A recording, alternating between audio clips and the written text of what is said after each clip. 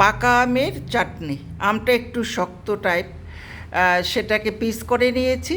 সাথে দিলাম 2 রকমের কিশমিশ, জঞ্জির, আর হচ্ছে আলু গোবরা, আর ঘরেই বানিয়েছিলাম আমচুর, আর কাশ্মীরি আঙ্গুর। আর সাদা তেল একটু গরম করে সেটার মধ্যে ওই কাজু বাদাম আর পোস্ত বেটে রেখেছিলাম একটু তেলে, সেটা দিয়ে দিয়েছি। আর একটু স্বাদ মতো নুন দিয়ে নেড়ে চেড়ে এবার সবগুলো ফ্রুটস দিয়ে দিলাম।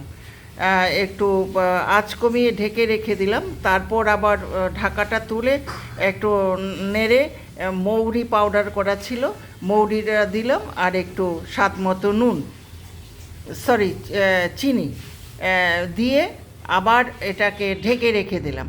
এবার সব যখন সেদ্ধ হয়ে গেল, একটু গরম জল করা ছিল অল্প পরিমাণ দিয়ে এটাকে ঘন করার জন্য দিয়ে আবার কিছুক্ষণ ঢেকে রাখলাম। এবার নামাবার সময় একটুখানি ঘি দিয়ে নামিয়ে নিলাম।